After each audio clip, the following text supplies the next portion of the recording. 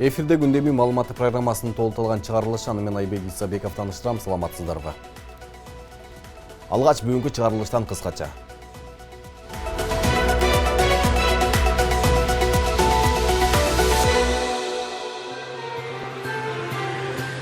Марат Казакбаевдин өлүмү жана Айыл банктын төрагасынын мурдагы орун басары Бакыт Асанбаевдин өзүнө кол салуу фактысы боюнча комиссия түзүлдү.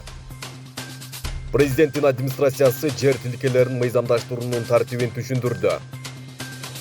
Ошто көп кабаттуу үй жашоочулары өлкө башчы Садыр Жапаров жана УКМК төрагасы Камчыбек Ташиевке кайрылышты. Алар 9 сотик жерге 9 кабаттан турган үйдүн курулушуна нааразы. Баткендин ак өйрүк сорту бул жылы 240 сомго бааланып, багбандардын башка жылдарга салыштырмалуу кирешесин бир нече эсе көбөйттү.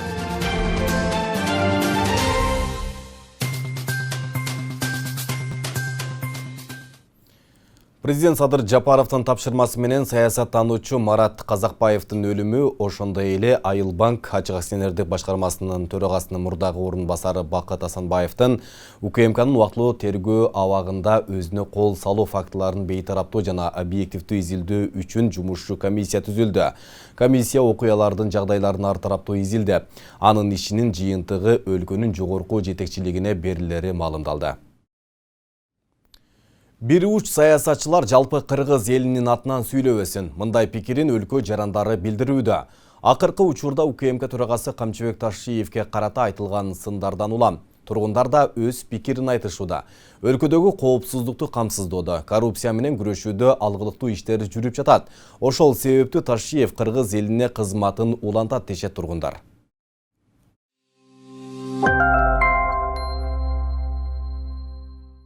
Жакшы деп берем.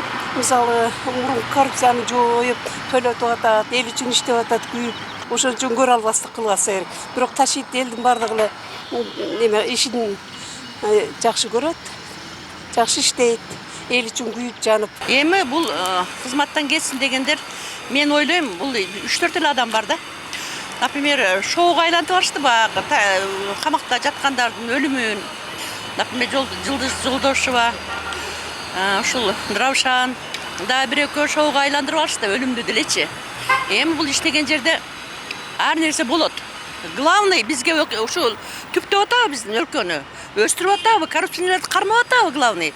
Ошол бизге керек. Бизге алардын эмнеси кереги жок. Бизге главный иштеп, Ташиевке окшоп иштеп, алдыга жылдырып берсе болду. Келечекте мен неберелерим үчүн мен дуба кылып отурам. Эми 30 жылда эмне болду эле? Чын-чынына келгенде эмне болду эле? Эчтеке болгон жок. Ташиевди элдин бардыгы билет. Бул болбосо коррупционерлер кутуруп кетет эле да. Эгерде мындан жакшы иштей турган болсо, ошо Ташиевке жардам берсе, ол жеген желмогуздар азаят эле да. Аны кетсин дегенде кандай кетсин дейт, аны Ташиев өлтүргөн жок да. Ташиевдин атайлап эметкен жок. Ал атай жана камалган турбайбы. Камалса ал күнөөсү бар үчүн камады да. Эми аны Ташиевди күнөөлөө эмне кылат? Бизде мыйзам болгондон кийин камалыш керек да. Аны камага коюш керекпи? Андуурларды ким тият, коррупцияны ким тият? Анда мамлекет болобу, болбой калабы, анын жоопкерчиликти да алыш керек да мамлекет болгондон кийин. Ошонун баары иштелип чыгыш керек ошондой. Анан бир жагынан тие албайса, бир жагынан кайрылып уурдап алса, баягы 30 жылдан бери талаганга, тоногонго арча кыргыз эли ошого жакын экенбиз. Бул оор болуп атат да, эми оор жолдордон басып өтүп атат. Айыл банктын жетекчисинин орун басарлык ордуна жөн эле капысынан келип калган жок. Анын топтогон турмуштук тажрыйбасы, баскан жолу бар, билими бар, түшүнүгү бар. Анан ошондой адам эле өзүнөн өзү эле туруп, өзүнүн жанын өзү кыйып ийбейт. Ошого дагы бир себептери болсо керек. Аны эми тергөө өзү аныктайт. Бирок ошол жерде отуруп, ошо ГКН мунун жетекчиси ошого таасир этпей калды да деген нааразылык. Ал үйүндө отуруп алып, эмне үчүн жамгыр жаайт, эмне үчүн күн катуу ысык тийип атат деген эле сөз сыяктуу. Кызматта болгондон кийин ар бир адам өзүнүн кызмат ордуна ылайык милдеттери бар, укуктары бар. Ошол өзүнө өзү асып калган шарты аны текшериш керек, караш керек. Жашоодо ак менен карадан да башка краскалардын көп палитрасы бар. Анан ошол жерде ГКНБда эмне мурун болгон жок беле. Кийин деле болот бул. Бул турмуштун агымында ак карадан башка дагы көп иштер болот балам. Ошол себептен мунун бардыгын теңеле ушу ГКНБда ушундай болуптур деп. Жолдо кетип баратып авария болуп өлгөндөрдү эмне үчүн ошондо тиги машинени чыгарган заводдун ээсин күнөөлөбөйт? Эмне үчүн ички иштер министрин же ГАИнин начальнигин күнөөлөбөйт? Эмне үчүн ошо жол салган жолчуларды күнөөлөбөйт? Эгерде адам бир нерсеге шылтоо издеп табам десе, жабыштыра берет ошондой, кoko тигенин жабышып алгандай жабыштырып кое берет. Ошон үчүн муну мындай шашпай, шайтанга алдаттырбай, акыл эс менен, данышмандык менен эмне себептен, кандай болгон, эмне болгон деп аны изилдеп туруп анан кийин алып чыгыш керек.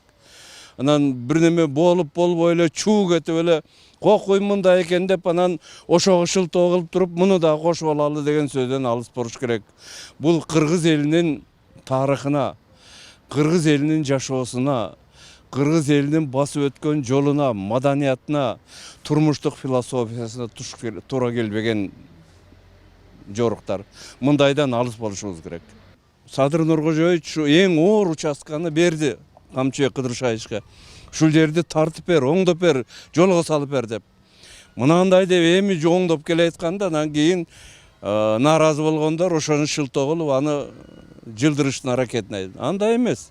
Камчыбек Кыдыршайычтын жасап аткан аракетинде мында элим, журтум, мамлекетим деген эң чоң ыйык милдет турат.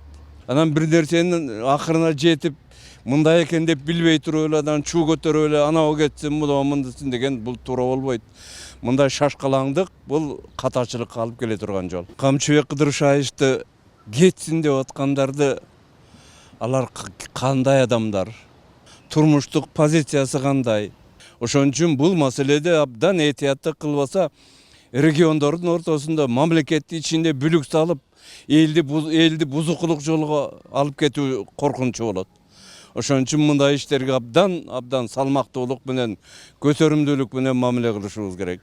Болбосо өзүнүн мыкты уулдарын жөн эле бирөөлөргө чокуганга улак кылып чаап кеткенге жол кое бербейт. Кайсы эл болсун өзүнүн мыкты уул кыздарына таянат. Ошолорго ишенет. Ошолорго шарт түзүп колдойт. Ушундай асыл максатты ишке ашырып аткан адамдарды бүгүнкү күндө биз эл ынтымагыбызды, биримдигибизди көрсөтүп ушуларды колдошубуз керек. Анан бир уч адамдар эле мындай десе ошолордун сөзүнө ээрчип кете бербестен. Мен деле Атамбаевдин убагында 1,5 жыл СИЗО КМде отургам. Мага капалашпасын, жана чоң саясий күчтөр биригишип алып Камчыбек Кыдыршайычка каршы иш аракет жасашып аткандар. Эми Арде Равшан Жээнбеков отурган, өзүм ийнелерим болот. Арде отурган, ал санчасть деген билинет. Арде ичинде свободный басып жүрүшөт да, намаз убагында азыл өлгөн деп айтылып отурат. Бүгүнкү күндө Камчыбек Кыдыршайычка жана Зулушевко да айтып кетсек болот да. Ушундай адамдарга саясий күчтөр биригишип алып туруп анан саясий топ-топто эстеп элге жамандык көрсөтүп аткан кербезди айтып кетсем болот да. Бул тастыктаган оюмду айтып кетем. Себебинен Арде себептерин айтып кетсем, Атамбаевдин убагында биз менен чогуу элдик парламент Калматов Тоғон Зикириштен отурган 72ден ашып калган жашы, давлениясы жүрөгү ооруган врачтар срочно жаткызыш керек десе да болбой, Атамбаев менен Сегизбаев күнүнө 3-4 жолу скорый келген күндө да эч качан больница лечение чыгарган эмес эч кимди ал убакта. Муну Бешкол да билет, Жээнбеков да билет. Ошол эле сүйлөп жаткан саясий күчтөр да билет. Атамбаев менен Сегизбаевдин ордунда кандай эле. Анан Камчыбек Кыдыршайычка жөн эле шилтеме табышып, Казакбаев больницага жаткызды, больницанын тилекке каршы ошол жерден өмүрү өтүп кетти. Мунун баары бир Кудайдан да. Анан жөн эле саясий топтор биригишип алып эле жамандашып өтүп, анан Садыр Нуркожоевич жөн эле баягы күчү менен, сөз менен давить этти, элдин оюн, пикирин ушака буруп, көңүлүн буруп давить этсе, эки досту уруштурсакпы дегендей болуп атат да. Бүгүнкү күндө бул эки дос эмес. Бул эки дос бүгүнкү күндө элди кантип тизилип турган элди өйдө тизеден өйдө көтөрүп кетебиз деп аракет кылышып аткан эл көрүп турат. Да, тилекке каршы кадровый политика ар кандай болот. Петр убагында деле ар кандай кадровый политика болгондо, ал убакта орустар да болгон эмес, шведтер келген, поляктар келген, ар кандай кадровый политика болгон.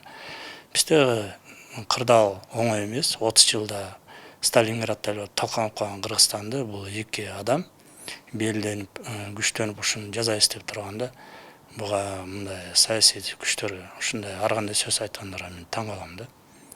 Убакыт али эрте. Да, Азылбек өлүп калды. Факт. Сооронбай Шарипович айткандай факт. Ал кантип Азылбек өлдү?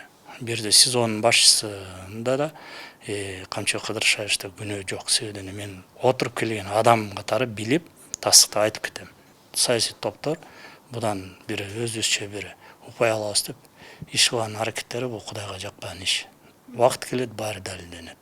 Мен жеке оюм. Казакбаевта дагы бул Айыл банкта иштеген адам пендечилик артык айымда болсун, жакындарына айтып кетем. Убакыт келет экен, Кудай сурап келбейт. Кайра кетип баратсаң, ассаламу алейкум деп туруп алып кетип калат экен. Ажал келди, алып кетти. Ошого Кудай шүгүр деп туруп эмне кылабыз? Пендечилик. Ар кайсы кылымда, ар кайсы убакта, ар кандай жайда адам баласы өтүп кетет. Анан муну шилтеме жасашып, анан будан чоң саясий оюн кылып, будан бирдеке тутуп, анан будан топтогон жана саясий бир нерсе топтоп алабыз дегенден адан алысыраак болуш керек мындайда. Анан көрөк чын патриотсуң, бар ошо жерге барып, кыйкырып, айкырып, жамандагың өтпөй, ошол жерде көңүлүңдө болгондо айт. Карапайым эл эмес, ушу именно сүйлөп аткандардын баары байлар. Көрсөт, байлыгыңан бер, жардам бер. Казакбаевка дагы баласы калды деп, тем эле баласына кичине чыркырашып алышуудан да саясий топ атайын бир күчтөр пайда болушуп, анан ушудан упай топтойбуз деп аракет кылыш. Колуңардан келсе жардам бергиле. Башка эчтеке жок. 30 жылда мен жана белгилеп кетпедим, 30 жылда ташталган чыккан Кыргызстанды бизде ГКМ менен өздөрү деле сотрудниктер, кызматкерлер өздөрү деле айтып жүргөн бул убакытка чейин. Айтылып келатат. Азыр Кудайга шүгүр иш жүргүзүшүп атат. Башка маселе акчаны төлөп чыгып кетип аткан. Аны президентке ыйгарым укук бердикпи? Эл референдум менен, конституция менен ыйгарым укук бердикпи? Болду, оозун басып туруп күтүп туруш керек. Саясий болуп туруп, сая көзгө айтыш керек кемчиликтери. Аны Камчыбек Кыдыршаевич деле, Садыр Нуркожоевич деле ал кемчиликтерди кабыл алып атат бошча. Ар кайсы белде ар кандай эме менен ашасың дегенде болуп, кээ бирлери орусча айтканда перегибать этип жүрүшүп атпайбы? Аша чаап кетишип атпайбы? Ар кандай сөздөр менен айтып, ар кайсы топторду чогултуп, анан кетиш керек деп. Хорошо, Камчыбек Кыдыршаевич кетсин. Анын ордуна кимди алып келет? Бүгүнкү күндө барбы? Маселе. Да, кадровый офицерлер бар. Албетте мен жокто айта албайм. Алардын духу, руханий дүйнөсү ушуга жетеби? Барала, кылала, кыла албайт. Маселе ошодо болуп атат да. Кудай буйрса баары жакшы болот. Кыргыз эли мындайдан да еще хуже историялар тарыхта окусаңар, будан да бекем катуу эмелерди өткөнбүз. Чыргылып, муну көбүнчө трайбалисттер, көбүнчө баягы батыш өлкөлөрүнөн келген саясатчылар, НПОчулар деп эл билет. НПОчулар мурун биз үчүн айтып кетсе, мисалы, кокуй буларды отургузду, Атамбаев биз жактырганбыз убактысында. Кийин чыккандан түшүндүк да, буларга баары бир экен. Акчаны алгандан кийин буларың ошол эле Атамбаевка үйрөшүп жүрүшпөйбү бүгүнкү күндө. Атамбаев бизде отурсаң, Атамбаевдин баарын кылган кылмыш иш аракеттерин баарын айтып жүрүшкөн. Эми Атамбаевка барып үйрөшүп, Жээнбековго үйрөшүп, эми Камчыбек Кыдыршаевичти кызматтан кетсин деп атат. Эми бул болбойт да, эл журт деле карап турат, билип турат. Негизи түз туура эле жолдо баратабыз деп мен жеке оюм айтып кетем. Буга мамлекет башчысы комиссия түздү, билесиздер силер. Ушуну жана Казакбаевдин өлүмү боюнча ушул эки ишти иликтеп, аныктап, текшерип чыкканга омбудсменде комиссия түзгөн. Анан ошол комиссиялардын жетекчилерин, жыйынтыктарын күтүш керек. Ташиев өзү деле комиссия дайындап, ички иликтөө жүргүзүп атат болуш керек. Ушуну териштирип атат болуш керек. Кимдин күнөөсүндө болду, кандай болду, кайсы сменде болду, эмне болду деле деп, алар деле текшерет бул маселени. Бул бизде мындай да, саясий күчтөр, оппоненттер ушундай иштерден пайдаланып туруп, мына ошол тиги өзүңөр деле көрдүңөр, Казакбаев каза болгондо дагы Казакбаевка тиешеси жок адамдар деле коюп атканда барып, ошону пайдаланганга аракет кылгандар деле болду. Бул тилекке каршы туура эмес. Өлүм деген өлүм. Бул деген кайгылуу нерсе. Анан ошону саясатка аракет кылганга анын убактысы болот өзүнүн. Коюп атканда келип, ошол жерден бир неме кылганга аракет кылалы деген бул эң нарса жаман низкий нерсе да бул. Пасттык болот бул. Кайгылуу нерсени саясатка пайдаланган бул туура эмес. Ушул комиссиянын жыйынтыгын күтүп, анан ошондон эметкенге биз көнүшүбүз керек ошону тартып. Анан комиссиянын жыйынтыгына дагы ишенбегендер болот, кээ бир кишилер болот. Ойлонайм, Кудайга деле ишенбеген кишилер болуп атпайбы? Анан элдин баарын ишендире албайсыңар.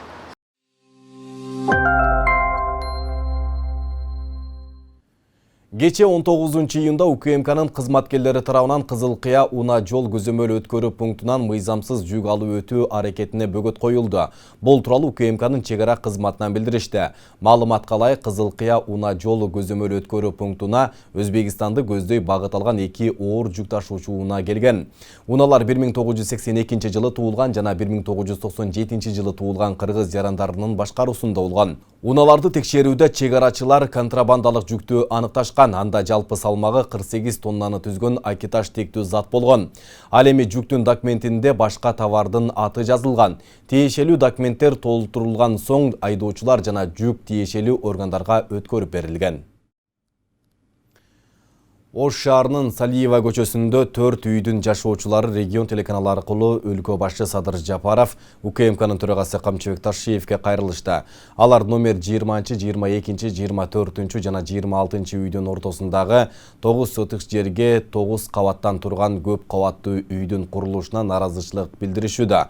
Учурда Стимул курулуш компаниясы 9 сотык жерди темир тинике менен тосуп, үйдүн курулушун баштоо алдында турат. Муну менен элдин пайдалануусунда турган балдар ойноочу аянтча автоунаа токтотуучу жайлар тарып, жөө жүргүнчүлөрү үчүн тротуарда кыскарганы маалымдалат. Бул маселе боюнча биздин чыгармачыл топ жерине барып таанышты. Чогулгандар Ош шаарынын Манас-Ата Кичи районунун Салиева көчөсүндөгү көп кабаттуу үйдүн жашоочулары. Алар номер 20, 22, 24 жана 26 үйдүн жанындагы 9 сотук жерге 9 кабаттан турган көп кабаттуу үйдүн курулушуна наразычылык билдирип чыгышты. Эгер бул жайга көп кабаттуу үй түшө турган болсо, 4 үйдүн жашоочуларына ыңгайсыздык жаратарын айтышууда.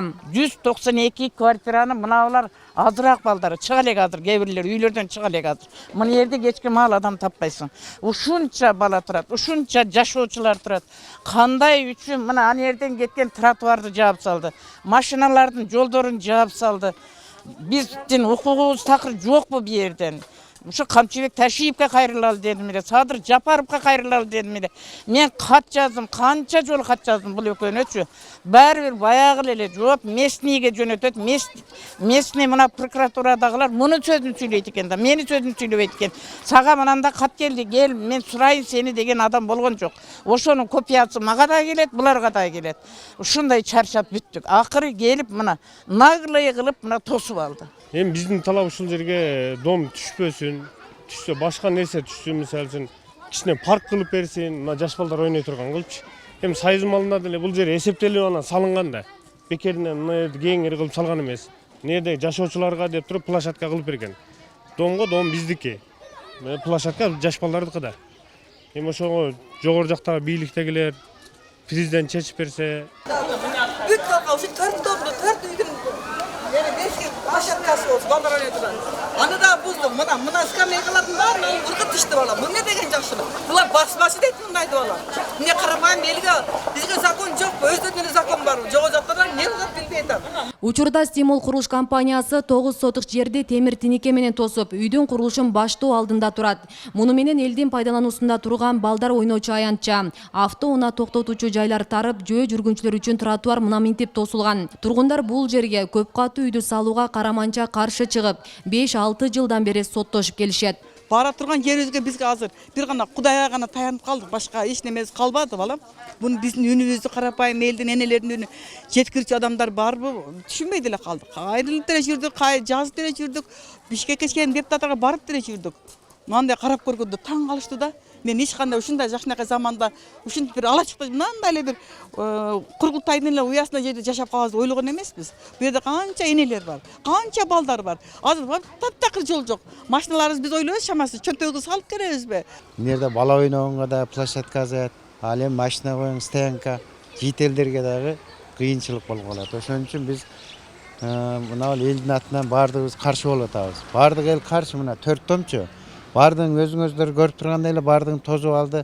Эртең күнү мына келатат. Баардыгы эртең кандай жашоо болот мындан наркысы?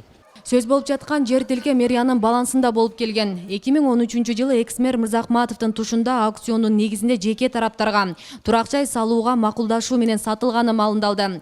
Стимул курулуш компаниясынын юристи Канибек Муратбаев жергиликтүү тургундардын курулуш ишине каршы чыгууга негиз жок экенин, компания бүт нормаларды эске алуу менен мыйзамдуу иш алып барып жатканын кошумчалайт. Анан ошонун негизинде осо-өзүн өткөзүп, курулуш компаниясы жогорудагы турак жай курулушуна толук кандуу уруксат берүүчү документтерин жасап өткөндөн кийин мыйзамдуу негиздүү жагдайларда курулушун баштап жатат. Ал эми жителдердин бул жерге 9 кабаттуу үй түшпөш керек эле, курулуш нормаларына жооп берилбейт, неге көп кабаттуу үй куруп атат, тиги бала бакча куруш керек эле деген жөөлөрү бул негизсиз. Жердин менчик ээси жер участогун сатып алып атканда мэриядан көп кабаттуу турак жай куруу үчүн деп туруп сатып алган. Демек мэрия өз менчигиндеги жерин жеке жарандарга сатканда анын уже максаттуу багытын аныктап туруп саткан. Эми жителдер садик куруш керек эле же башка магазин куруш керек эле, мындай бийик курулуш курбаш керек деген жөөлөрү бул алар эксперт эмес курулуш жагында. Ал курулуш жагындагы эксперттер ошол мыйзамда белгиленген жагдайда мамлекеттик курулуш экспертизанын оң корутундусун бергендигинин жыйынтыгында бул бардык пакет документ, уруксат берүүчү пакет документтеринин негизинде гана курулуш башталат. 9 сотук жер көп каттуу үй салууга тардык кылат. Бул тууралуу Ош шаарынын вице-мэри Жасур Азимов билдирди. Анын мыйзамдуулугун текшерип берүү боюнча Ош шаардык прокуратурасына арыз жазылганы айтылды. Мыйзамдуубу, мыйзамсызбы аны мен айта албайм, аны сот аныктайт, конечно. Эгерде жеке менчик жери болуп нормага туура келсе, биз ага каршылык бере албайбыз да, эгер нормага туура келсе. Бирок 9 сотик жерге үй түшпөйт. Мен мындайча айтып коеюн. 9 сотик деген бул кичине жер. 9 сотикке үй салыш үчүн нормага туура келбеген нерселери бул игровой площадкасы, автостоянкасы болуш керек, озеленениясы болуш керек, баардык шарттары болуш керек да. 9 сотик жерге батпайт. Белгилей кетсек, жогорудагы маселе регион телеканалына түшкөн арыздын негизинде тартылды. Анда 150гө жакын адамдын колу коюлуп, эки тараптуу карап берүүнү өтүнүшкөн. Сюжет боюнча дагы кошумча тараптардын пикирлери болсо, биздин чыгармачыл топ эфир ажыратууга даяр экенин эскертет. Асель Сыдыкова, Илимбек Турсунбай уулу, Регион телеканалы, Ош шаары. Өз өлкөсүндө оор кылмышты жасоого шектелип биздөөдө жүргөн чет өлкөлүк жаран кармалды. Бул туурасында Ички иштер министрлигинин маалыматында жазылат. Ага ылайык ийимдин кылмыш иликтөө башкы башкармалыгына коңшу Өзбекстанда оор кылмыштарды жасаганы үчүн издөөдө жүргөн 1992-жылы туулган адам тууралуу маалымат түшкөн. Анда коңшу өлкөнүн ички иштер органдары оор кылмыштарды жасаган үчүн 2020-жылдан бери издөөдө жүргөн Өзбекстандын жаранын кармоого көмөк көрсөтүү өтүнүчү менен кайрылышкан. Жүргүзүлгөн иштердин натыйжасында ийимдин кылмыш иликтөө башкы башкармалыгынын кызматкерлери жогоруда издөөдө жүргөн чет өлкөлүк жарандын жүргөн жерин аныкташкан. Кармалган адамды өз мекенинде кылмыш жоопкерчилигине тартуу үчүн экстрадициялоо маселеси каралып жатат.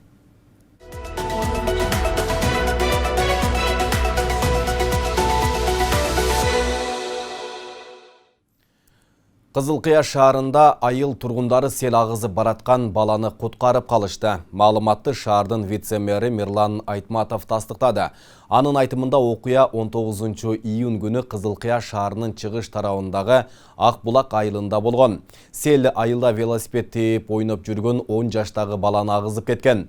Аны көрүп калган жергиликтүү жашоочулар куткарып калышкан. Жигиттерге жергиликтүү бийлик тарабынан ыраазычылык билдирилип, сыйлык ыйгарылат деди Айтматов. Ал ошондой ошондой эле учурда жергиликтүү бийлик тарабынан селдин кесепеттерин жоюу боюнча иш жүргүзүлүп жаткандыгын кошумчалады. 19-июнь күнү Баткен облусуна караштуу Кызыл Кыяш шаарында катуу сел жүрүп, аймакка өзгөчө кырдаал режими киргизилди. Созак району боюнча мыйзамсыз ээленген 1200 гектардан ашык жер аянты аныкталды. Учурда атайын түзүлгөн комиссия аталган жерлерди тактоо жумуштарын аткарууда. Министрлер кабинетинин жобосуна мыйзамдын негизинде өлкөдө жалпы аянты болжол менен 30 000 гектар жер трансформацияланат. Турак жайынын тийиштүү техникалык документтери жок жарандар айыл өкмөттөргө кайрылса болот. Кененирээк кийинки материалда. Президент Садыр Жапаров бардык жарандарга 2022 жылдын 1-апрелине чейин жер участоктарын мыйзамдаштырып, укук күбөлөндүрүүчү документтерин берүү боюнча тапшырма берген. Анын алкагында Созак району боюнча мыйзамсыз ээленген 1200 гектардан ашык аянт аныкталган. Учурда жергиликтүү администрацияда атайын комиссия түзүлүп, аталган жерлерди тактоо жумуштары уланууда. Биз жалпы район боюнча 1283 гектар жерде мыйзамсыз курулуштар боюнча аныктаганбыз. Анын ошо гектардын ичинде 12500ден ашуун жер тилкеси бар. Бүгүнкү күндө жашап жатканы 6000ге чукул. Баягындай курулуп калган үйлөр где-то 3000ден тегерегинде.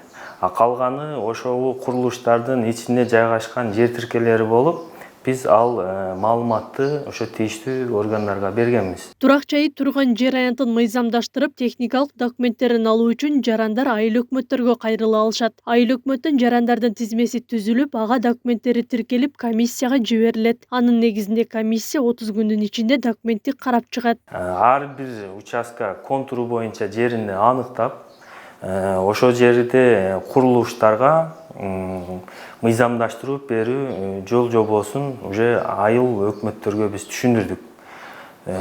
Бүгүнкү күндө бардык айыл өкмөттөргө тургундар кайрылса болот.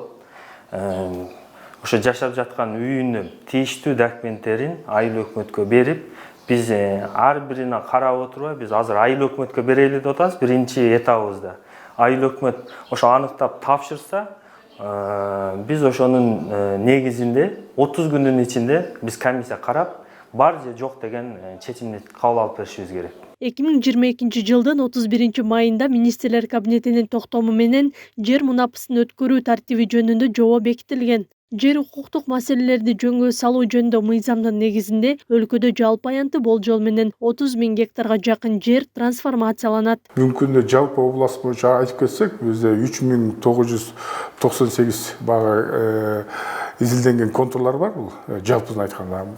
Ушу контурлардын ичинде жалпысынан бүгүнкү күндө 6482 жер бар, гектар жер бар. Мунун ичинен багы курулган аянты болсо 5031 гектар бул багы курулган аянттарда жалпыдан облус боюнча. Анын ичинен багы турак жай жана пайдубалдары курулбаган жердин аянты 1451 гектар. Бүгүнкү күндө жалпылап келгенде багы турак жайлардын саны боюнча пайдубалдар курулган алып кетсек, бул бүгүнкү күндө 2663 гектар бул бүгүнкү күндө так. Белгилей кетүүчү жагдай, бул мыйзамга ылайык санитардык нормаларга туура келбеген, газ түтүктөрү өткөн, таштанды полигондор менен мүрзөлөрдүн жанындагы электр чубалгыларынын алдындагы жерлер жөнгө салынбайт. Ушул жылдын июнь айында Айыл чарба министрлиги жер тилкелерди мыйзамдаштыруу ишин күзүндө бүткөрүү мүмкүн экендигин кабарлаган. Биздин 30 жылдан бери чечилбей келаткан биздин жарандардын өтө чоң социалдык көйгөйү чечилет. Биринчиден, экинчиден биздин жарандар укуктук жагынан толугу менен өздөрү жашаган үйгө жер тилкесине ээликке, укуктук ээликке ээ болушат.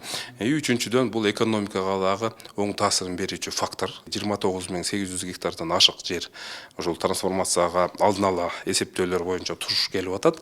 Андан сырткары 115 000ден ашык мыйзамсыз курулган үйлөр жана 17 000ден ашык фундаменттер ошол мунапыс процессине туш келип атат. Бүгүнкү күндө мыйзамсыз турак үйлөр жана пайдубал курулуп калган 142337 жер тилкеси такталган. Бул тууралуу президенттин басма сөз кызматынан билдиришти. Буга чейин 28 000ден ашуун жаранга техникалык паспорт берилген. Аклай Карабаева, Аскар Маматисаков, Регион. Министрлер кабинетінің төрағасының орынбасары Бақыт Төрөбаев Нарын жана Ысык Көл облустарына жумушчу сапарын алкагында көз кыш мезгилине карай даярдыктын жана жолдордун курулушунун жүрүшү менен таанышты. Жумгал районундагы Кара Кече кенинде Бақыт Төрөбаев Шарбон жабык акционердик коомунун жана Кыргыз көмүр мамлекеттик ишканасынын жетекчилери менен жолугушту. Алар көйгөйлүү маселелерди ортого салды. Кеңешменин жыйынтыгы боюнча министрлер кабинетинин башчысынын орунбасары мамлекеттик органдарга көмүр ишканалары көтөргөн маселелерди чечүү боюнча бир катар тапшырмаларды берди. Белгилей кетсек, Кыргыз темир жолу узундугу 63 чакырымды түзгөн балыкчы Кочкор темир жолун куруу долбоорун ишке ашыруунун үстүндө иштеп жатат. Калк арасында темир жол менен жүргүнчүлөрдү ташууну жайылтуу жана өлкөнүн туристтик тармагын өнүктүрүү максатында Кыргыз темир жолу мамлекеттик ишканасы жарыктан чыккан вагондо эксперименталдык жүргүнчү вагонуна модернизациялады. Жыйынтыгында заманбап шарттагы сапаттуу тейлөө көрсөтүүчү вагон иштелип чыгып, жүргүнчүлөр үчүн ички каттамда кызмат көрсөтүүгө берүү пландалууда. Вагон 51 орунга ылайыкташып, ичинде муздаткыч, таза суу, кол жууган чоргоого чейин камсыздалган. Кыргыз темир жолу мамлекеттик ишканасы өлкө ичиндеги каттамдар үчүн эксперименталдык вагон иштеп чыкты. Өзүңүздөр көрүп тургандай, вагондун ички абалы замандын талабына толук кандуу жооп берет. Жүргүнчүлөр үчүн шарттардын баары каралган.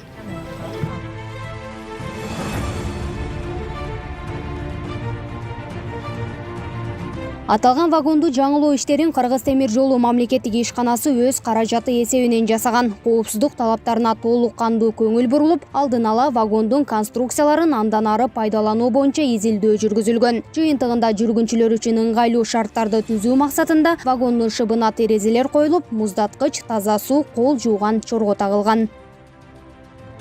И здесь самый такой Модернизациялоодо вагондун ички интерьери гана өзгөртүлдү. Жүргүнчүлөрдүн ыңгайлуулугу үчүн терезелери чоңойтулуп, панорамалык терезелер орнотулду. Отургучтардагы сапаттуусу тандалып алынды. Кыймылдын коопсуздугун камсыз кылган жүрүүчү бөлүктөрүнүн жана автотоктоткучтардын жаңы элементтери орнотулуп, абаны муздатып турган системада киргизилди. Жүргүнчүлөр кааласа үй бүлөсү менен, достору мененбе айтор сапарын ойдогудай көңүл ачуу менен өткөрсө болот. Каждый пассажир, который находится в вагоне, смог увидеть красоты. Аталган вагон башталышы гана. Эгер жакшы жыйынтык көрсөтө турган болсо, мындай вагондорду көбөйтүү планы коюлган. Бул өлкө жарандары үчүн гана эмес, чет өлкөдөн келген туристтер үчүн да ыңгайлуу болуп, сапар учурунда аларга Кыргызстандын жаратылыш кооздугун көрсөтүү мүмкүнчүлүгү пайда болот. Насчет проекта, как вы знаете, он еще экспериментальный. Биздин ишкана калк арасында темир жол менен жүргүнчүлөрдү ташууну жайылтуу жана өлкөнүн туристтик тармагын өнүктүрүү максатында Бишкек 1 вагондо оңдоо заводунда эсептен чыгарууга жаткан вагонду эксперименталдык жүргүнчү вагонуна модернизациялады. Коопсуздукту камсыз кылуу үчүн техникалык документтердин талаптарына ылайык вагондун дизайнын бузбастан кузовду күчөттүк. Өзүңүздөр күбө болгонуңуздардай, коопсуздукту башка орунга коюу менен баарын жогорку деңгээлде жасоого аракет кылдык десем болот. Каждую деталь, каждую часть они смотрят. Вагон 51 орунга ылайыкташкан. Тийиштүү текшерүүдөн өткөндөн кийин тарифтик баалары бекитилип, ички каттам менен жүргүнчүлөргө кызмат көрсөтүп баштаары айтылат. Гүлдана Момунова, Алымбек Бектурганов, Регион телеканалы, Бишкек шаары. Жалал Абад облусунун Ташкөмүр шаарынын мэри болуп Бектемиров Келсинбек Базаркулович дайындалды. Тиешелүү буйрукка президент Садыр Жапаров кол койгон. Жетекчини президенттин Жалал Абад облусундагы ыйгарым укуктуу өкүлү Абсатар Сыргабаев эмгек жааматка жана шаар жетекчилерине тааныштырды. Облус башчысы жаңы мэрди Ташкөмүр шаарынын өнүгүүсүнө жигердүү салым кошууга чакырып, ийгилик каалады. Келсинбек Бектемиров 1980-жылы Ош облусунун Жаңы Жол районуна караштуу Кара Суу айылында туулган. Билими жогорку. 2002-жылы Ош мамлекеттик юридикалык институтун аяктаган. Эмгек жолунда 2008-2014 жылдары Кыргыз Республикасынын өзгөчө кырдаалдар министрлигинин тармактык бөлүмдөрүндө эмгектенген.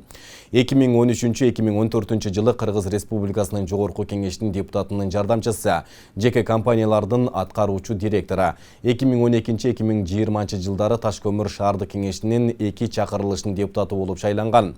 Буга чейин Ташкөмүр шаарын Нурлан Доолбеков жетектеп келген. Анын ушул жылдын июнь айында кызматтык мөөнөтү аяктаган.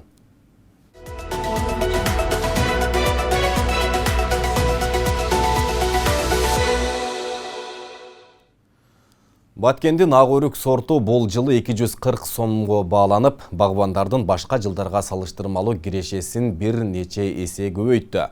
Баанын жогорулашына кошуна өлкөдө аба ырайына байланыштуу өрүктүн бул сорту түшүн бербей, Орусия Кыргызстандан импорттой баштаганы себеп болгон.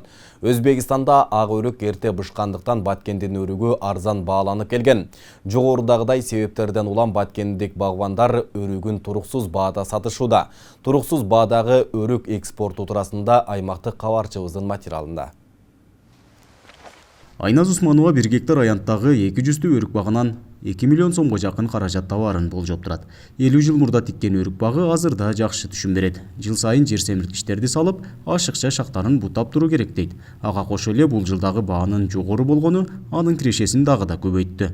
Бизде ушул 1 гектарда багыбыз. 1 гектар багыбыз бар. Анан былтыр бир 10 тоннага жакын тапшырдык. Жакшы болгон да. Түшүмдү жакшы алуу үчүн биз удобрение кылыш үчүн ушул жер семирткичтерди салабыз.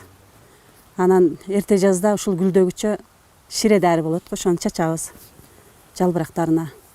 Ошентип карайбыз. Бакка 50 жыл болуп калды. Союз мезгилинде тигилген бул өрүктөр.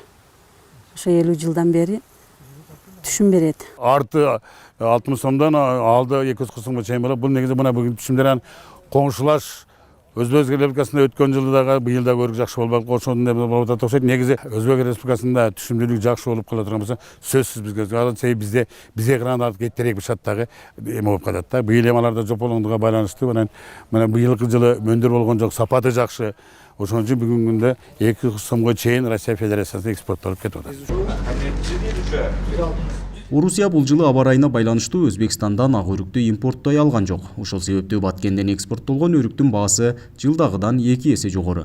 Ортомчу соодагерлердин айтымында багбандар өрүктүн сапатына астейдил маани бербей жатат дешет. Бийлик тарабынан окутуу семинарларын уюштуруп, экспорттун талабындагы сапатка жетишсе, Орусия эл эмес, Европага да сатылаарын айтышууда. Кийинки жылга даярдык болуп, көчөттөргө кандай карбамид деп коюлма чейин, ошолорду сууларын убагында коюп, ошолорго түшүндүрүү иштерин жүргүзүп, адистерди алып келсе, ошол жакшы го дейм да. Дагы Европа мамлекеттерине чыгып, дагынам өркүндөй. Азыр келген товарлардын бир 40%, 20%, 30% чотур нету. Ал Россияга барса, эме деп коет экен мындай.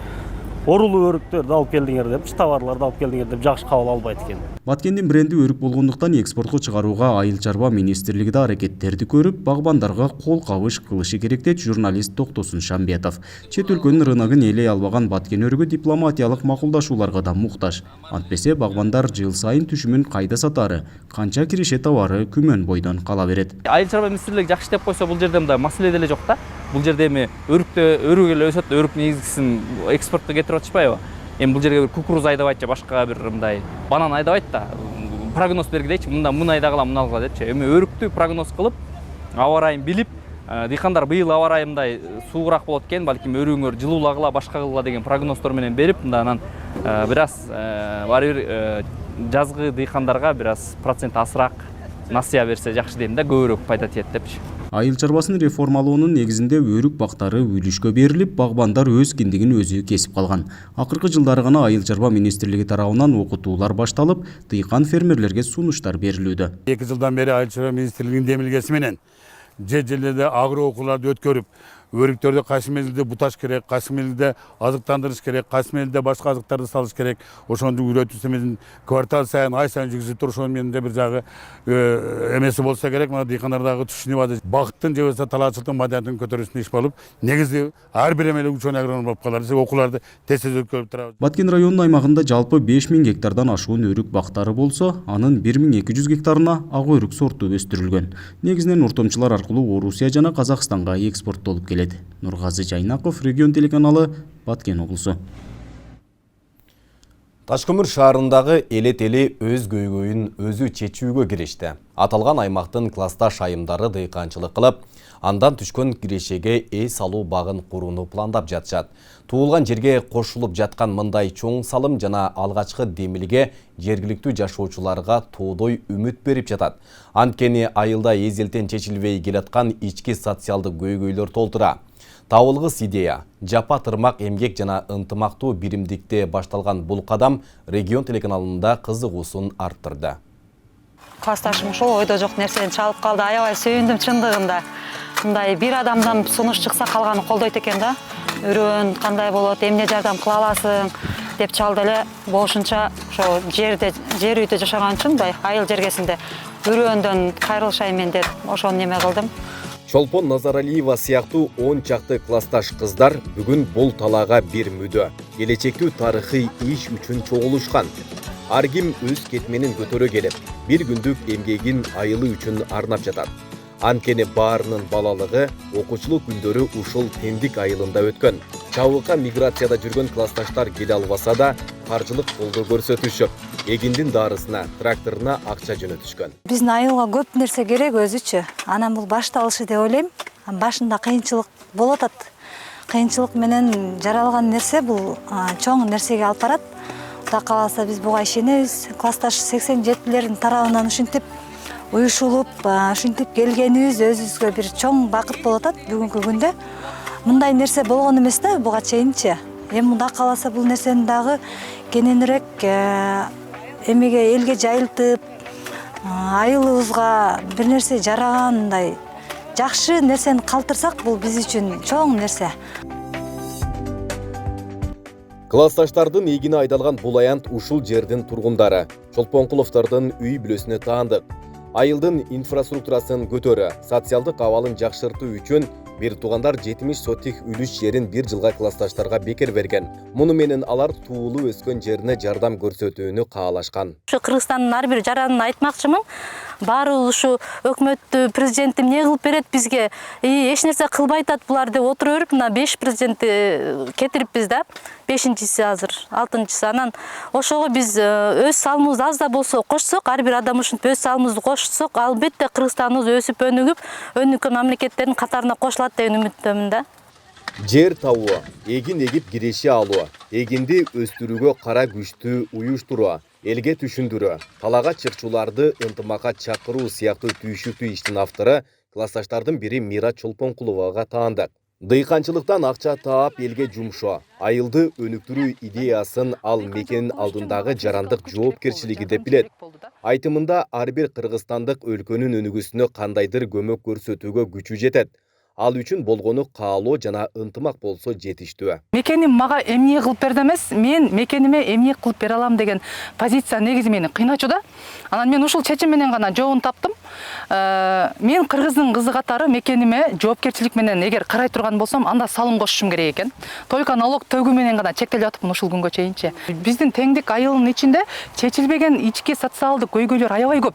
Бирок ошолорду чечкенге акча керек да, баары каражатка барып такалат. А акчаны мамлекеттен сурайлы десек, мамлекет өзү байкуш кыйналып турат да. Анан лучше мамлекетке жардам кылалы дедик дагы дыйканчылык кылайын дедим да мен. А дыйканчылык кылыш үчүн мага физикалык күч керек болду, жардамчы керек болду да. Үй бүлөмөн жерди алгандан кийин классташтарыма сунуш кылып көрдүм. Мен 87-жылы окугам, бул айылда окуп бүткөм. Классташ кыздар 70 сотих жердин баарына жүгөрү айдашкан. Быйыл бул түшүмдөн түшкөн кирешеге көпчүлүктүн кеңеши жана сунушу менен айылга эс алуу багын курууну пландап жатышат. Бир жылдык эгин менен парк куруу кыйын экенин эске алып, дыйкан кыздар алгач бактын айланасын тосууну көздөшүүдө. Бул идеяны уккан айыл тургундары болсо, өз кыздарынын эмгегин жеринен көрүп таанышууга келишкен. Ошо силер мына баштап койдуңар, калган элдер жөн жатпайт. Калган башка жаштар, бизге окшогон аксакалдар жөн жатпайт. Жок дегенде ой, алгыла баштагыла, мына жаштар баштап атат. Ишти баштады. Силерди алга жылдыргыла, анткиле минткиле дей турган болсо, бул алга жылып кетет. Демилгени Жалал-Абад облусунун башчысы Абсатар Сыргабаев да колдоого алып, айылдын глобалдуу көйгөйүн чечүүдөгү эң сонун чечим экенин белгилеп, жер бөлүп берүү маселесине өзү киришерин билдирди. Учурда айылдын борбордук бөлүгүнө бак куруу үчүн ылайыктуу жер аянты изделип жатат. Айта кетсек, Ош-Бишкек трассасынын боюндагы Тендик айылында 800дөй кожолук, 4000ден ашык эл жана 308 гектар сугат жер бар. Эгер дыйкан кыздар демилгелеп жаткан бак айылга курулса, анда Тендик айылына катарлаштырган Кашкулак, Чүйүт-Сай, Кудук-Сай сыяктуу 5 айылдын эли эс алуу багы менен камсыз болмок. Андан сырткары тынбай техника өтүп турган, түтүн менен чаңга оролгон айылдын эли таза экологияга ээ болуп, кошумча кычкылтек менен камсыз болмок. Айбек Исабеков, Самирбек Тойчубаев, Регион. Мамлекеттик салык кызматы салык төлөөчүлөр менен жолугуш өткөрдү. Жыйынга Жалал-Абад шаардык мэриясынын экономика бөлүмүнүн өкүлдөрү, салык төлөөчүлөр жана мамлекеттик салык кызматынын кызматкерлери катышты. Жолугуш учурунда салыкчылар учурдагы көйгөйлөрдү талкуулап, салык органдары тарабынан калкка көрсөтүлүүчү тейлөөлөр менен тааныштырып, мамлекеттик салык кызматы тарабынан электрондук эсеп фактураны киргизүүнү, салык төлөөчүлөрдү каттоо боюнча бир катар маселелер талкууланып, ишкерлер тарабынан бир катар сунуштар айтылды.